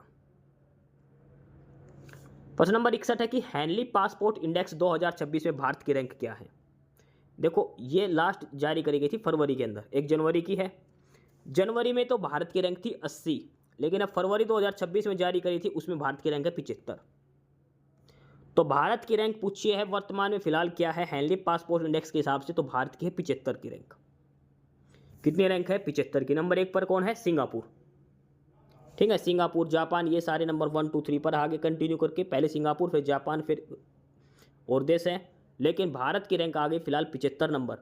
हेनली पासपोर्ट इंडेक्स 2026 के हिसाब से भारत की रैंक है वर्ल्ड में 75। ऑप्शन बी उत्तर होगा। प्रश्न नंबर 62 दिया है कि दूसरी पीढ़ी के कंप्यूटर की क्या विशेषता थी। सेकंड जनरेशन, देखो पहले वाले में क्या था, वैक्यूम ट्यूब। दूसरे में क्या आ गया था, ट्रांजिस्टर। तो दूसरी जनरेशन में क्या आ गया था, ट्रांजिस्टर। तीसरे में क्या था, आईसी। तो हमसे सेकंड जनरेशन का पूछे तो उसमें क्या आएगा, ट्रांजिस्टर। जो हमने प्रश्न नंबर 59 में करा था वही है ये। उसके बाद आगे है प्रश्न नंबर 63। ऑस्ट्रेलियाई ओपन 2026 मेंस सिंगल टाइटल किसने जीता। ऑस्ट्रेलियाई ओपन 2026 मेंस सिंगल टाइटल किसने जीता। स्पेन के कार्लोस अल्कराज ने 2026 ऑस्ट्रेलियाई ओपन का पुरुष एकल खिताब जीता। मेलबर्न में आयोजित फाइनल में अल्कराज ने नोवाक जोकोविक को हरा दिया था। नोवाक जोकोविक को हराकर खिताब जीता कार्लोस अल्कराज ने ऑस्ट्रेलियाई ओपन। कार्लोस अल्कराज कहाँ का है, स्पेन का रहने वाला ही। तो प्रश्न नंबर 63 का ऑप्शन बी उत्तर हो जाएगा, कार्लोस अल्कराज। इस क्लास की पीडीएफ के लिए आप हमारा टेलीग्राम चैनल ज्वाइन करें, नॉलेज हब 790, डिस्क्रिप्शन बॉक्स में लिंक है। काफ़ी सारे पीडीएफ, काफ़ी सारा स्टडी मटेरियल आपको मिलेगा। इस क्लास की पीडीएफ भी वहीं पर आपको दी गई है, नॉलेज हब टेलीग्राम चैनल पर। आगे है प्रश्न नंबर 64। प्रश्न नंबर 64 में दिया गया है कि भारतीय संविधान में राज्य के नीति निर्देशक सिद्धांतों को शामिल करने के पीछे मुख्य उद्देश्य क्या है। What was the main objective behind the inclusion of the DPSP, Directive Principle of State Policy in Indian Constitution? Bharat के संविधान में नीति निर्देशक सिद्धांत जो है, डीपीएसपी जो है, ये क्यों शामिल किए गए, इनके पीछे का उद्देश्य क्या है। तो पहले ध्यान रखना, डीपीएसपी कहाँ से लिए गए थे, आयरलैंड से लिए गए थे। आयरलैंड के संविधान से नीति निर्देशक सिद्धांत लिए गए थे। भारत के संविधान में क्यों शामिल करना, इनका लक्ष्य क्या था, तो यह था कल्याणकारी राज्य की स्थापना करना। कल्याणकारी राज्य की स्थापना करना, डीपीएसपी इसलिए शामिल करे गए थे। मोस्ट इंपोर्टेंट प्रश्न है पॉलिटी का, ऑप्शन ए आंसर होगा, ध्यान से याद करना है इसको। प्रश्न नंबर 64 ऑप्शन ए, कल्याणकारी राज्य की स्थापना। प्रश्न नंबर 65 है कि भारत में पहला प्रिंटिंग प्रेस किसके द्वारा लाया गया था। देखो तंबाकू, आलू, प्रिंटिंग प्रेस, ये सारी चीजें लेके आए थे पुर्तगाली। पुर्तगालियों का अड्डा कहाँ था इनका, गोवा। ठीक है, पुर्तगाली लेकर आए थे भारत में पहली प्रिंटिंग प्रेस गोवा के अंदर। मेन क्या काम था इनका, ईसाई धर्म का प्रचार प्रसार करना। कोई अपने भले के लिए वैसे नहीं लेके आए थे, वो लोगों को सिखाएंगे। इनका काम था ईसाई धर्म की चीज़ें छापो और लोगों को बांट दो। पहले प्रिंटिंग प्रेस पुर्तगाली लेकर आए थे। ऑप्शन बी उत्तर हो जाएगा प्रश्न नंबर 65 का। आगे प्रश्न नंबर 66। खालिस्तान निर्देशों का एक क्रम है जो किसी विशेष कार्य को पूरा करता है। Blank is a sequence instruction that performs a specific task. Computer के अंदर हमें कोई भी काम करना है तो उसके अंदर सारी इंस्ट्रक्शंस पहले से होती है। तो क्या होता है, वो प्रोग्राम होता है। एक प्रोग्राम होता है जो सेट किया जाता है, सारी डिटेल्स उसके अंदर फीड की जाती है, सारी इंस्ट्रक्शंस दी जाती है, उसके बाद वो काम पूरा होता है। तो क्या ऑप्शन हो जाएगा, ऑप्शन सी, प्रोग्राम। प्रश्न नंबर 67 दिया है कि भारत ने संयुक्त सैन्य अभ्यास डेजर्ट साइक्लोन किस देश के साथ किया है। डेजर्ट साइक्लोन, देखो भारत ने संयुक्त अरब अमीरात यानी कि यूएई के साथ मिलकर डेजर्ट साइक्लोन नामक एक संयुक्त सैन्य अभ्यास आयोजित किया। भारत और यूएई की थल सेना के बीच रक्षा सहयोग को मजबूत करने के लिए किया गया था। देखो भारत और यूएई के बीच में होता डेजर्ट साइक्लोन, संयुक्त अरब अमीरात का थल सेना के बीच में था ये। इसका ये दूसरा संस्करण था जो दिसंबर 2025 में अबू धाबी में हुआ था।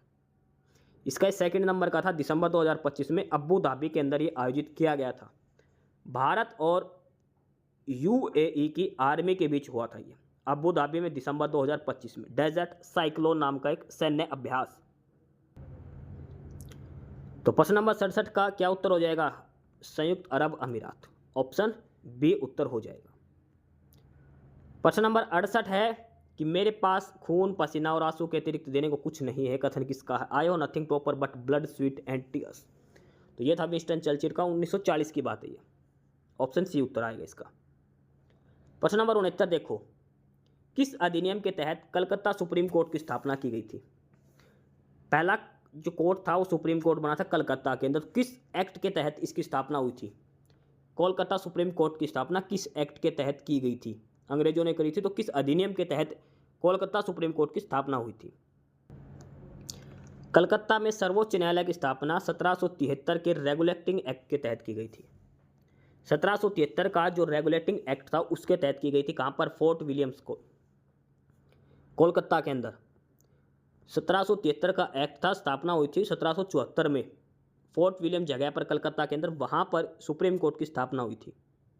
इसके पहले मुख्य न्यायाधीश कौन थे? तो वो था एलिजा इम्पे। एलिजा इम्पे इसके पहले जज थे, मुख्य न्यायाधीश थे पहले। इसमें कौन कौन था? एक तो चीफ जस्टिस था और 3 अन्य जज इसके अंदर शामिल थे जो कोलकाता सुप्रीम कोर्ट बना था। इसके अंदर कौन कौन शामिल था? बंगाल, बिहार और उड़ीसा तक ब्रिटिश नागरिकों पर अधिकार प्राप्त था। बंगाल, बिहार और उड़ीसा पर। यह भारत में अंग्रेजी कानून लागू करने वाला पहला ब्रिटिश न्यायालय था। भारत में अंग्रेजी कानून लागू करने वाला पहला ब्रिटिश न्यायालय था ये। एलिजा इम्पा पहला इसका जज था, चीफ जस्टिस था। 1774 में बना था। एक्ट था रेगुलेटिंग एक्ट 1773। विलियम फोर्ट नामक जगह पर, फोर्ट विलियम जो किला था उस पर कलकत्ता में सुप्रीम कोर्ट की स्थापना हुई थी। तो प्रश्न नंबर 69 का ऑप्शन बी उत्तर हो जाएगा, 1773 का रेगुलेटिंग एक्ट। प्रश्न नंबर 70 के हरित क्रांति का प्रथम चरण कब हुआ था? जो हरित क्रांति आई थी इसका पहला चरण कब पूरा हुआ था? भारत में हरित क्रांति का पहला चरण 1960 के दशक में, यानी कि 1960 से लेकर 1970 तक हासिल कर लिया था पहला चरण। यह मुख्य रूप से पंजाब, हरियाणा और पश्चिमी उत्तर प्रदेश जैसे समृद्ध राज्यों में उच्च उपज वाली किस्मों के बीजों का उपयोग के साथ शुरू हुआ। इसका उद्देश्य खाद्यान्न उत्पादन, विशेष रूप से गेहूं को बढ़ाना था। तो हरित क्रांति का पहला चरण पूरा होता 1960 से 1970 के बीच में।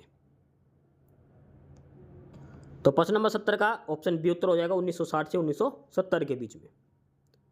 आगे है प्रश्न नंबर 71। प्रश्न नंबर 71 है कि नेपोलियन बोनापार्ट ने किस वर्ष स्वयं को फ्रांस का सम्राट घोषित किया था? नेपोलियन बोनापार्ट ने खुद को एम्पेरियर ऑफ फ्रांस, फ्रांस का सम्राट घोषित कब करा था? नेपोलियन बोनापार्ट ने 2 दिसंबर 1804 को खुद को फ्रांस का सम्राट घोषित किया। 2 दिसंबर 1804 को उन्होंने पेरिस के नोट्रे डेम कैथेड्रल में आयोजित एक शानदार समारोह में पोप पायस 7 की उपस्थिति में स्वयं को ताज पहनाया था।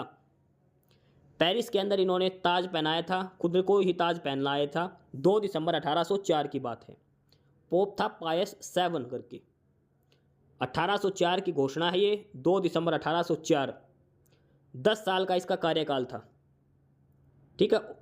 1804 से 1814 का, और 1815 में 100 दिन के लिए। उपाधि क्या थी? नेपोलियन प्रथम की उपाधि इसने धारण करी थी। 1804 में सम्राट बनने से पहले वे 1799 से 1804 यानी कि 5 साल तक फ्रांस के फर्स्ट कांसल के रूप में देश का नेतृत्व कर रहे थे। नेपोलियन बोनापार्ट फ्रांस का सम्राट बना था 2 दिसंबर 1804 को। सारी बातें आपको ध्यान रखनी है इसके बारे में। तो प्रश्न नंबर 71 का ऑप्शन डी उत्तर हो जाएगा, 1804। प्रश्न नंबर 72 है UNHCR, United nation high commissioner for refugees, शरणार्थियों का जो हाई कमीशन बनाया गया है उसका हेडक्वार्टर कहाँ है? तो ये है जिनेवा, स्विट्जरलैंड के अंदर। 1950 में ये बनाया गया था। जिनेवा स्विट्जरलैंड के अंदर है United Nation high commission for refugees. Option A answer होगा, जिनेवा स्विट्जरलैंड के अंदर। प्रश्न नंबर 73 है कि थॉमस रो जहांगीर के दरबार में कब आया था? थॉमस रो जहांगीर के दरबार में कब आया था? थॉमस रो 18 सितंबर 1615 को इंग्लैंड के राजा जेम्स प्रथम के दूत के रूप में सूरत पहुंचा था। देखो कब आया था? 18 सितंबर 1615 को सूरत में आ गया था, और 10 जनवरी 1616 को अजमेर के किले में जहांगीर के दरबार में मिला था। सितंबर में आया था 1615, और मिला कब था? जनवरी 1616 में। 18 सितंबर को आया था भारत, 18 सितंबर 1615, और मुलाकात हुई थी जहांगीर से 10 जनवरी 1616 को, ठीक है। और भारत में कब तक रहा है? 1615 से लेकर 1618 तक। तो तो कब आया था? 1615 में आए थे सूरत के अंदर, ठीक है। मिला कब था? 1616 में। अगला है कि राष्ट्रीय मानव अधिकार आयोग की स्थापना कब हुई थी? National human rights commission. तो इसकी स्थापना हुई थी 18 अक्टूबर 1993 को। नेशनल ह्यूमन राइट्स कमीशन 18 अक्टूबर 1993 में इसकी स्थापना हुई थी। ऑप्शन बी उत्तर हो जाएगा। प्रश्न नंबर 75 है कि भेड़ों में प्रजनन के दौरान चक्रीय परिवर्तन क्या कहलाते हैं? The cyclic changes during reproduction in ship, और उसको बोलते हैं एस्ट्रस साइकिल। एस्ट्रस साइकिल कहा जाता है। ऑप्शन ए आंसर होगा प्रश्न नंबर 75 का। प्रश्न नंबर 76 दिया है आगे, एक पंक्ति में विजय आगे से 13वां और पीछे से 6ठा नंबर पर है, तो उसमें कितने लोग खड़े हैं? If Vijay's position is 13 from the front and 6th from the back, how many people are standing in the row? भाई इधर से है 13वें नंबर पर, इधर से है 6ठे नंबर पर, टोटल कितने बच्चे हो गए? तो 13 और 6 19 माइनस 1, कितने बच्चे हैं टोटल लाइन में? 18। ऐसे करते ना, आगे से जो नंबर है प्लस पीछे से जो नंबर, दोनों को जोड़कर एक घटा देते हैं, क्योंकि दोनों बार एक कॉमन काउंट हो रहा है दोनों बार। तो लाइन में टोटल कितने बच्चे हैं? 18 बच्चे हैं। ऑप्शन डी उत्तर हो जाएगा। सवाल नंबर 77 देखो, 3 फिर -3 फिर +3 फिर -3, ऐसा 101 बार लिखा है। देखो पहले लिखा प्लस का 3, फिर लिखा माइनस का 3, फिर +3 फिर -3। देखो 2 बार लिखेंगे 0, 4 बार लिखेंगे 0। भाई एक बार सम प्लस का, एक बार माइनस का, 3 में से 3 गए तो 0। ऐसे ही जब हम 100 बार लिख लेंगे ना तो 0 उत्तर आएगा। 3 फिर -3, 3 -3, 3 -3। लेकिन 101वीं बार क्या आएगा? 101वीं बार लिखा जाएगा प्लस का 3। 101वीं बार क्या उत्तर हो जाएगा? 3 प्लस का। ऑप्शन ए उत्तर हो जाएगा। अगर ये 102 बार पूछता तो इसमें से -3 और आके क्या उत्तर हो जाता? 0। तो इसने 101 बार पूछा है, तो क्या आंसर आएगा? ऑप्शन ए उत्तर आएगा 3। आगे है सवाल नंबर 78। एक किले में 2000 सैनिकों के लिए 20 दिन का भोजन है। कुछ सैनिकों का ट्रांसफर करके दूसरे किले में भेज दिया जाता है और खाना 25 दिन तक चलता है, तो कितने सैनिकों का स्थानांतरण किया गया था? In a fort there is sufficient food available for 2000 soldiers for 20 days. Some soldiers are transferred to another fort, the food last for 25 days. How many soldiers were transferred? एक किले में 2000 सिपाही थे और उनका 20 दिन का खाना था, लेकिन बाद में ऐसा हो कि कुछ सिपाही को दूसरी जगह भेज दिया गया। अब वो खाना जो 20 दिन का था ना, वो 25 दिन चल गया। तो ये पूछ रहा है कि कितने ऐसे सैनिक थे जिनको भेजा गया था?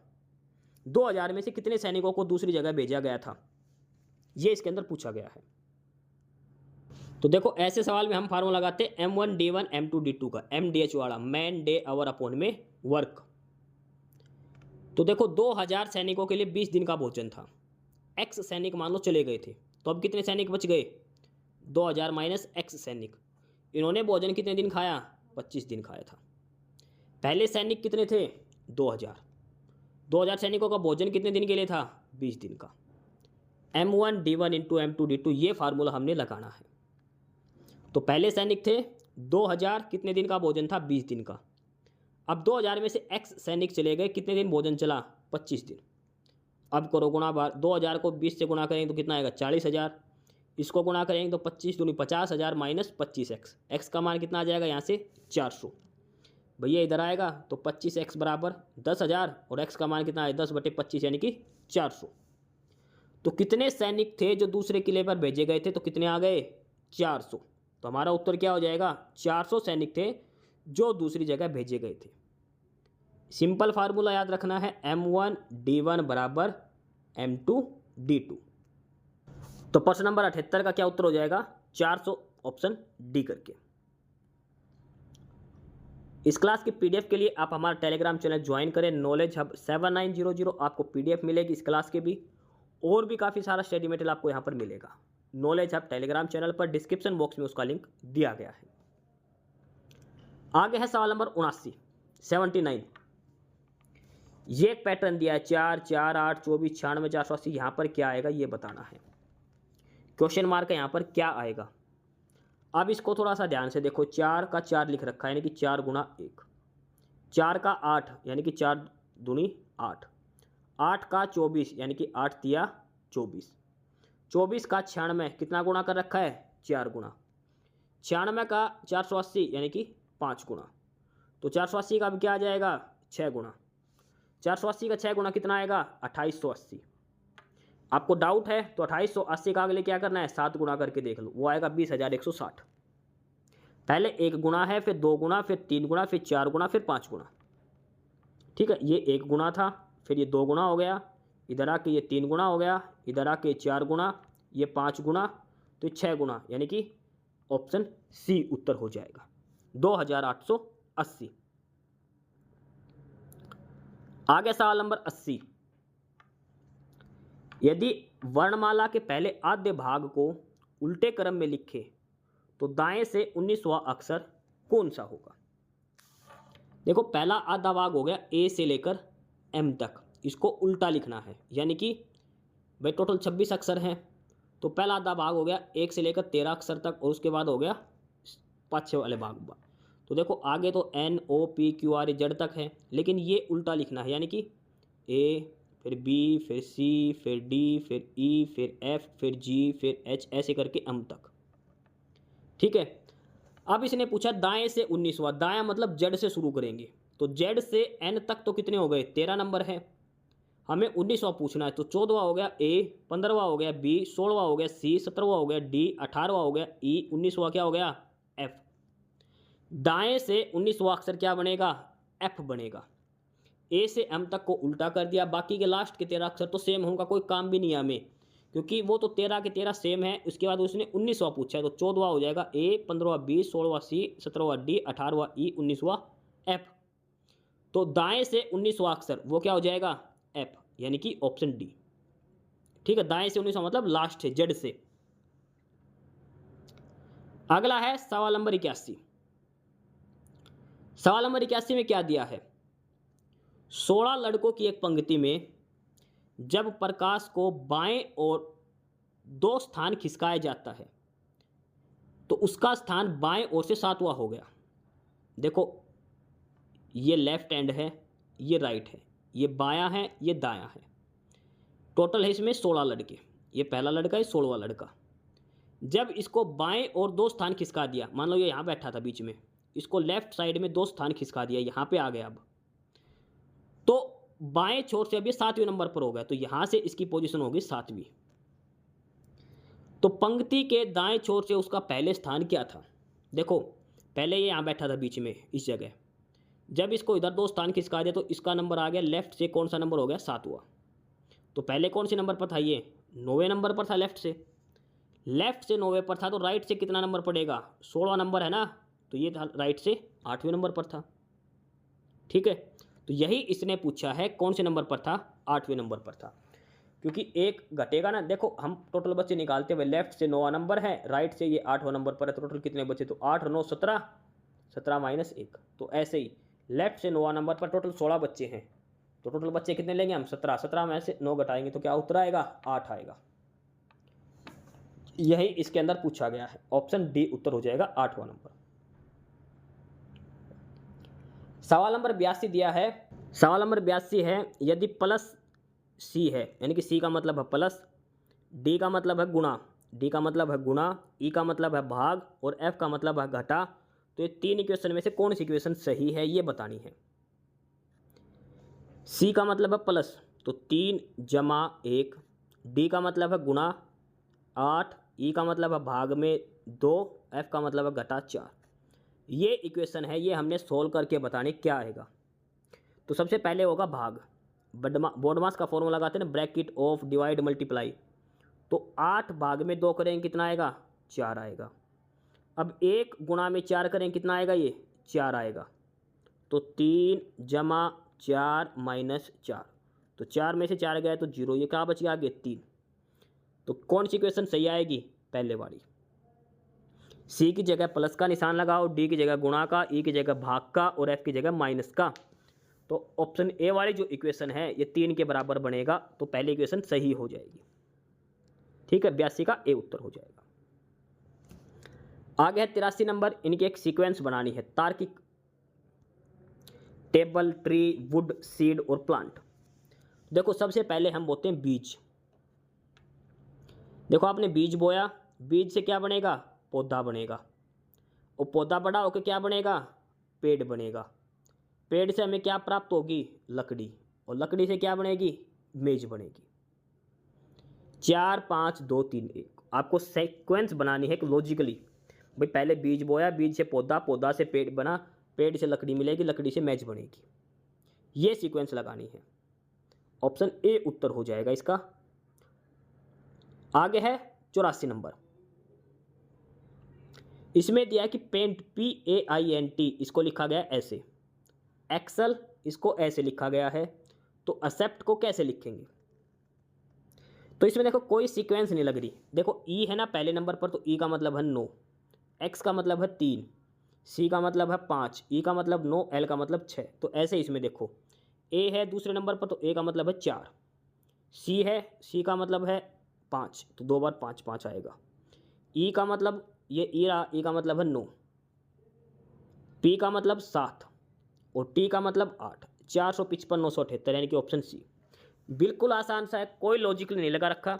जो सीक्वेंस पे दे रखा है, पी दे रखा पहले, तो पी का मतलब 7, ए का मतलब 4, आई का मतलब 1, एन का मतलब 2, टी का मतलब 8। सेम ऐसे ई का मतलब 9, एक्स का मतलब 3, सी का मतलब 5, एल का मतलब 6। सेम वही यूज करना है। ऑप्शन सी उत्तर होगा सवाल नंबर 84 का। सवाल नंबर 85 देखो आगे। 7 पुरुष और 6 महिलाएं, टोटल 13 व्यक्ति हैं, 7 पुरुष हैं और 6 महिलाएं हैं। एक समूह से 5 व्यक्तियों को चुनकर एक समिति बनानी है। भाई टोटल 13 बंदे हैं, 7 पुरुष हैं, 6 महिलाएं। इनमें से 5 लोगों की एक टीम बनानी है। उस टीम की कंडीशन क्या है कि इसमें कम से कम 3 आदमी होने चाहिए। कम से कम 3 आदमी होने चाहिए। तो ऐसे कितने तरीके से ऐसी टीम बनाई जा सकती है? भाई देखो कमेटी बनानी है 5 बंदों की, टोटल बंदे हैं 13, उसमें से 7 आदमी हैं, 6 औरतें हैं। तो कम से कम या तो 3 पुरुष होंगे तो 2 महिलाएं होंगी। दूसरा मतलब क्या है? 4 पुरुष भी हो सकते हैं, 1 महिला हो सकती है। तीसरा तरीका क्या है? 5 पुरुष हो सकते हैं। क्योंकि इसने ये नहीं कहा कि महिलाएं कितनी होनी चाहिए, इसने कहा कि पुरुष कम से कम 3 होने चाहिए। उस 5 की मीटिंग में 5 जनों की जो टीम बनेगी उसमें कम से कम 3 पुरुष होने चाहिए। तो महिला 2 भी हो सकती है, पुरुष 4 हो सकते हैं, पुरुष 5 भी हो सकते हैं। इसने महिलाओं के बारे में कुछ नहीं कहा। तो 3 केस बनेंगे। तो देखो ये परमुटेशन कॉम्बिनेशन का सवाल है। इसमें फार्मूला लगेगा NCR का। ये क्या होता है? n फैक्टोरियल अपॉन में r फैक्टोरियल इंटू में n minus r factorial. n मतलब टोटल, r मतलब जितने सेलेक्ट करने हैं वो। फैक्टोरियल का मतलब होता है उस संख्या की 1 तक गुणा, यानी कि 100 है मान लो, 100 फैक्टोरियल का मतलब हो गया 100 गुणा 99 गुणा 98 गुणा लास्ट में 3 से गुणा 2 गुणा 1। ऐसे किसी भी संख्या का फैक्टोरियल यानी कि 1 से लेकर वहाँ तक की गुणा। 5 फैक्टोरियल है कि 5 गुणा 4 गुणा 3 गुणा 2 गुणा 1। 10 फैक्टोरियल है तो यानी कि 10 गुणा 9 गुणा 8 गुणा 7 ऐसे करके 1 तक गुणा। तो अब इसमें 3 केस थे भाई। 3 पुरुष कम से कम लेने थे, तो हमने क्या बताया था? 3 पुरुष 2 महिला हो सकती है, 4 पुरुष 1 महिला हो सकती है, या फिर 5 पुरुष हो सकते हैं सारे के सारे। तो पहला केस क्या बनेगा? 7 में से 3 पुरुष और 6 में से कोई 2 महिलाएं। दूसरा केस बनेगा 7 में से कोई 4 पुरुष हो सकते हैं, 6 में से 1 महिला बनेगी। तीसरा हो सकता है कि 7 में से 5 पुरुष और 6 में से कोई भी महिलाएं ना हो। अब ये खोल लेंगे तो क्या आएगा? 7C3 का 7 फैक्टोरियल बटे में 3 फैक्टोरियल और 7 माइनस 3 करेंगे तो 4 फैक्टोरियल। ऐसे ये खोलेंगे 7C4, ये 6C2 का, फिर 7C4, 6C1 का, ये आगे ऐसे करके सारा फैक्टोरियल जब हम खोलेंगे तो जो पहले वाला जो था 7C3 और 6C2, ये इसका बनेगा 35 गुणा 15। दूसरा है 7C4 से 6C1, इनका बनेगा 35 गुणा 6। लास्ट में तो देखो ये 6C0 थे तो 1 बन जाएगा, 0 फैक्टोरियल होता है 1 के बराबर। ठीक है, ये बनेगा 21।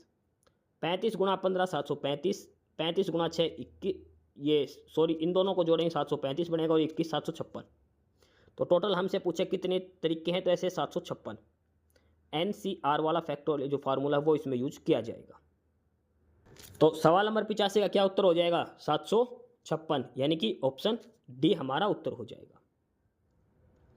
86 नंबर है कि इनमें से कौन से चिन्ह बदले कि इक्वेशन सही हो जाए, यानी कि इक्वेशन इसमें से कौन से निशान बदले कि 24 के बराबर आए।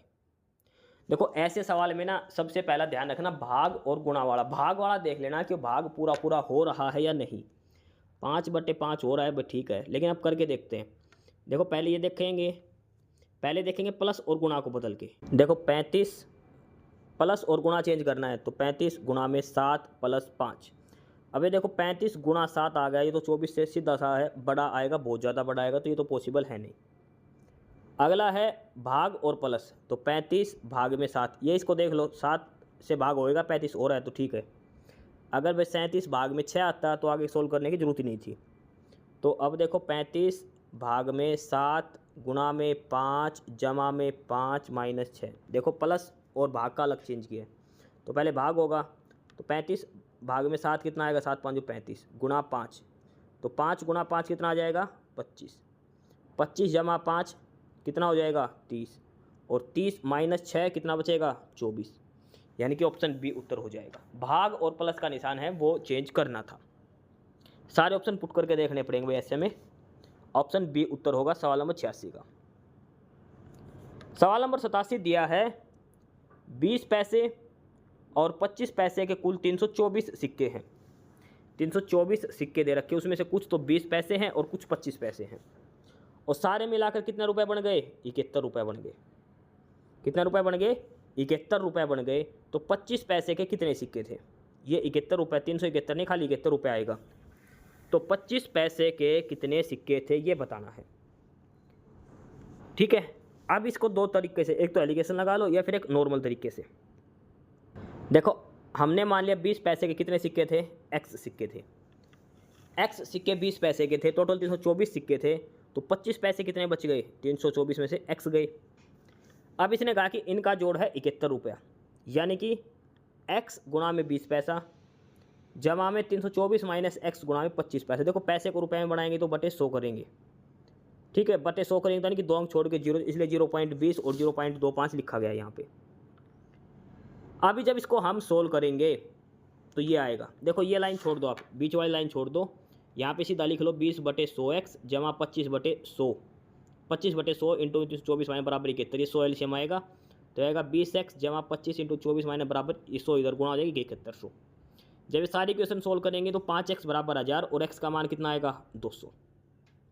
x का मान आ गया 200। अगर हमसे पूछता 20 पैसे कितने हैं, तो 20 हमने x माना 200। अगर 25 पैसे की पूछता तो वो कितने थे, 324 - x, तो 324 - 200 करेंगे, कितना आता, 124। दोनों सिक्के हम बता सकते हैं, 20 पैसे के हैं 200 सिक्के और 25 पैसे के हैं 124 सिक्के। तो इसमें हमसे पूछा 25 पैसे कितने सिक्के थे, तो वो कितने आए थे हमारे, 124 सिक्के। ऑप्शन सी उत्तर होगा इसका। सवाल नंबर 88 दिया है कि यदि ए, बी और सी तीनों नॉन जीरो है, यानी कि ए का मान भी जीरो नहीं है, बी भी जीरो नहीं है, सी भी जीरो नहीं है, a + 1/b = 1, b + 1/c = 1 है, तो a गुणा b गुणा c का मान बताओ। ये हमने बताना है। हम किसी की भी वैल्यू जीरो नहीं रख सकते, इसने क्लियर बता दिया, क्योंकि अगर जीरो रखेंगे तो a गुणा b गुणा c तो जीरो ही बन जाएगा, ठीक है। तो a + 1/b दे दिया 1, b + 1/c दे दिया 1, यहाँ से a गुणा b गुणा c बताना है। देखो ये दिया है a + 1/b = 1, b + 1/c = 1। a + 1/b = 1 है, तो अगर b एलसीएम ले लेंगे तो क्या बनेगा, ab जमा 1 = b। ये हमारी इक्वेशन बन गई, b का एलसीएम ले लिया नीचे से। सेम आगे दूसरी इक्वेशन दे रखी है b + 1/c = 1, यहाँ से हम b का मान निकालेंगे, b + 1/c = 1, तो b का मान क्या आएगा, 1 - 1/c आएगा। अब b की ऊपर वैल्यू आई थी एक, ये b किसके बराबर है, ab + 1 के, तो यहाँ पे रख दो, ठीक है, b का मान यहाँ पे रख दो 1 - 1/c करके। ab + 1 किसके बराबर है, 1 - 1/c। अब 1 से 1 कट गया, तो ये क्या बचेगा, ab = -1/c, और इस c इधर मल्टीप्लाई में आएगा तो क्या आएगा, abc = -1। यही हमसे पूछा गया है, a गुणा b गुणा c कितना आएगा। ab + 1 किसके बराबर आ गया था, 1 - 1/c, ये 1 से 1 कट जाएगा। अब क्या बच गया, ab = -1/c। अब इसी इधर क्रॉस मल्टीप्लाई करेंगे, सी ऊपर गुणा हो जाएगा, ये किसके बराबर आएगा, -1 के, तो a गुणा b गुणा c = -1। ये हमारा सॉल्यूशन होगा इसका। तो सवाल नंबर 88 का ऑप्शन ए उत्तर हो जाएगा -1। इस क्लास की पीडीएफ के लिए आप हमारा टेलीग्राम चैनल ज्वाइन करें, नॉलेज हब 7900, डिस्क्रिप्शन बॉक्स में लिंक दिया है। काफ़ी सारी पीडीएफ, काफ़ी सारा स्टडी मटेरियल आपको नॉलेज हब टेलीग्राम चैनल पर मिलेगा। आगे है सवाल नंबर 89, रीजनिंग का सवाल हब ये। इसमें दिया है जेब्रा, ZEBRA, इसको ऐसे लिखा गया है, तो कोबरा की कोडिंग क्या होगी। जेब्रा को लिखा गया है 26 52 181। देखो जेड कितने नंबर पर है, 26वें नंबर पर, तो 26 लिखा है।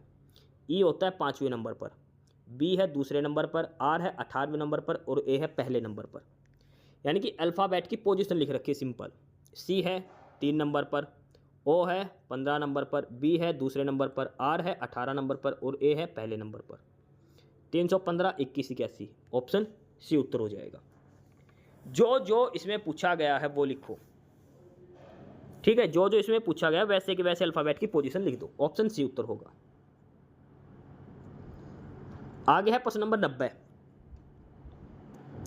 सवाल नंबर 90 में दिया है कि क्रिकेट के एक खेल में पहले 10 ओवर में रन रेट केवल 3.2 की थी।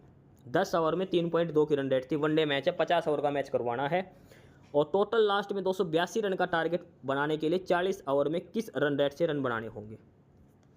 देखो 50 ओवर का मैच है, रन बनाने सारे 282। 10 ओवर में रन रेट है 3.2 की, यानी कि 3.2 पर ओवर के हिसाब से 10 ओवर में कितने रन बन गए, 32 रन।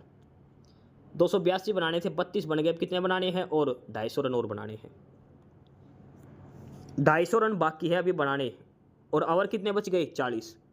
तो यानी कि 250 रन बनाने हैं, 250 रन बनाने हैं कितने ओवर में, 40। 40 से भाग दे तो ये रन रेट आ जाएगी 25/4, यानी कि 6 चौक 4 6 24, 1 0 लगाएंगे, 4 दूनी 8 और 4 5 25, यानी कि 6.25 की रन रेट से रन आगे बनाने पड़ेंगे। 10 ओवर में 3.2 की रन रेट का मतलब है 3.2 गुणा 10, यानी कि 32 रन बन गए। हमने टोटल 282 बनाने हैं। 10 ओवर में 32 बन गए तो कितने रन रह गए, 250 रन और बनाने हैं। कितने ओवर में, 40 ओवर में। उसको 40 से भाग कर दो, 250/40, 6.25, ऑप्शन सी उत्तर हो जाएगा। अगला है 91 नंबर। इसमें ये लुप्त पद बताना है, बीच में गायब है जो, ये बताना है। तो ऐसे क्वेश्चन में देखो पहले कितने हैं ये, 1 2 3 4 5 6 7 8 9 10 11 12 13 14 15 16। 16 है तो इनको 4 4 का पेयर बना लो। कोई ना कोई सीक्वेंस उसमें बनती है, 4 का बना लो या 2 का भी बनाया जाता है, कई बार 8 का भी, कई बार, ठीक है। मल्टीप्लाई होना चाहिए। जैसे 15 है तो 3 3 के बना लो या फिर 5 5 के बना लो। 18 है तो 3 3 के बनाओ या 6 6 के बनाओ, ऐसे बनेंगे।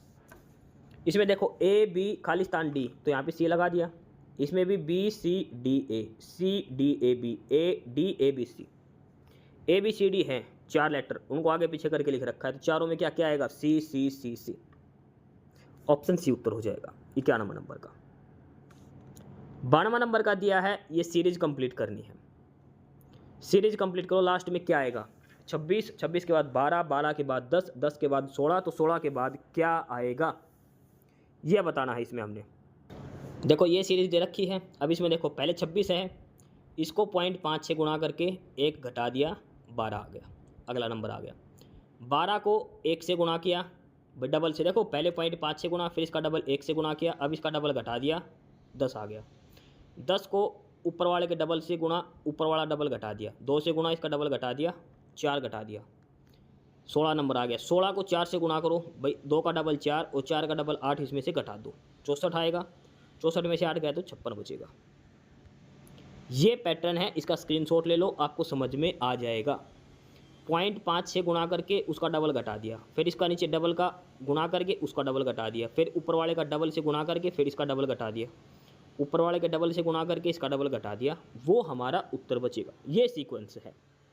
तो क्या उत्तर बचेगा हमारा, 56 बचेगा। तो मिसिंग नंबर क्या आएगा, 56, 56 आएगा। तो सवाल नंबर 92 का ऑप्शन सी उत्तर हो जाएगा 56। 93 नंबर एक सीक्वेंस दे रखी है, इसमें से एक नंबर गलत दिया है, वो कौन सा टर्म है जो गलत दी गई है। 105, 85, 60, 30, 0, -45 और -90, कौन सा नंबर है जो इसमें गलत दिया गया है, जो नहीं होना था इसमें। देखो पहला नंबर था 105, दूसरा था 85, कितने का गैप है, 20 का। 85 और अगला नंबर था 60, कितने का गैप हो गया, 25 का। 60 फिर 30, कितने का गैप हो गया, 30 का। ध्यान से देखो, पहले 20 का गैप था, फिर 25 का गैप, फिर 30 का गैप आ गया। अब यहाँ पे देखो जीरो की जगह अगर हम 5 रखते माइनस का, -5 और -30, तब गैप आता 35 का, क्योंकि अगला गैप है। फिर यहाँ पे -5 रखते, फिर गैप आता 40 का और फिर गैप आता 45 का। इसका मतलब जीरो गलत दिया है। जीरो की जगह क्या आएगा? -5 आएगा। -5 और -30 35 का गैप है। फिर यहाँ पर भी -5 रखते तो 45 और 5 में से कितने का गैप आता? फिर 40 का गैप आता ये, ठीक है, 45 की जगह। तो ये सीक्वेंस बनती 20 का गैप, फिर 25 का, फिर 30 का गैप, फिर 35 का, फिर 40 का गैप और 45 का गैप, ये होता। तो इस सीक्वेंस में क्या गलत दिया है? जीरो है, वो गलत दिया गया है।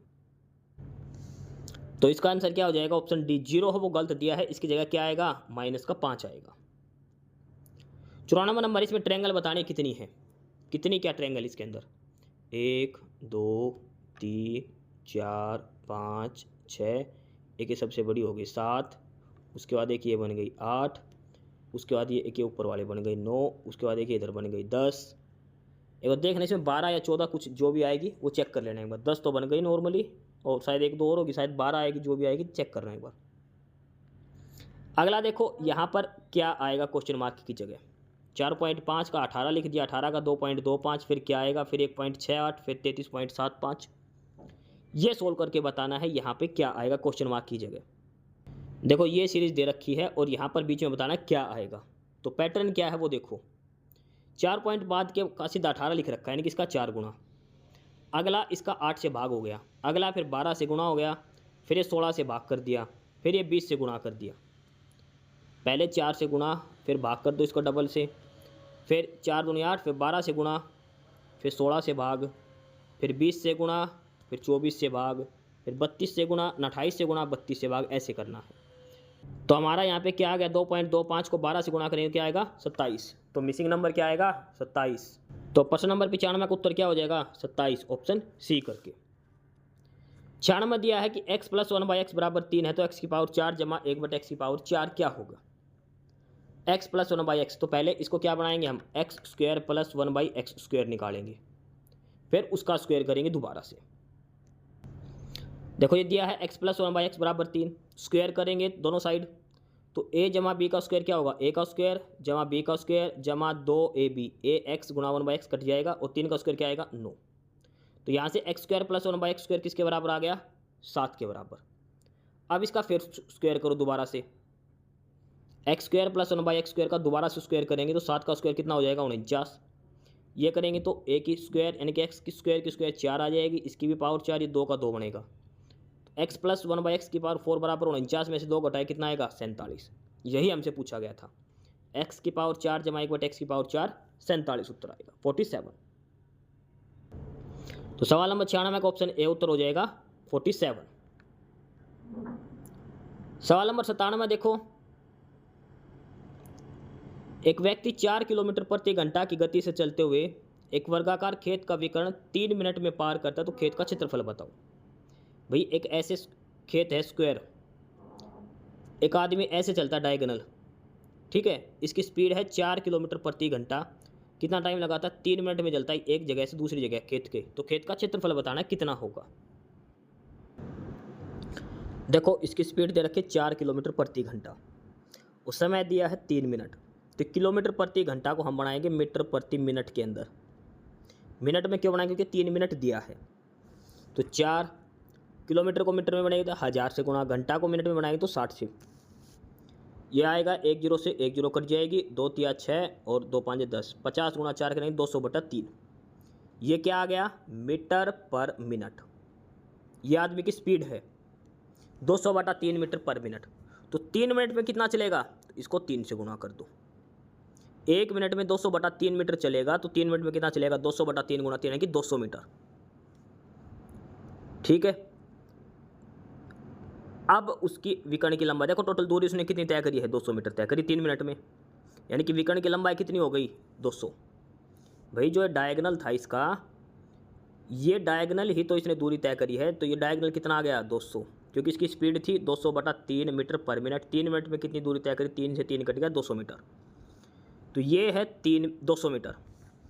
अब देखो खेत की भुजा क्या होती है, सॉरी डायगोनल स्क्वायर का, स्क्वायर की अगर कोई साइड ये है x, ये भी x है, तो डायगोनल क्या होगा? √2 गुणा में x होता है। भाई पाइथागोरस थ्योरम, कर्ण का स्क्वायर बराबर आधार का स्क्वायर जमा लंब का स्क्वायर, तो कर्ण कितना आ जाएगा √2x। अब हमें कर्ण की वैल्यू दे रखी है, डायगोनल है वो कर्ण है, यानी कि √2 गुणा में x किसके बराबर दे दिया 200 के बराबर।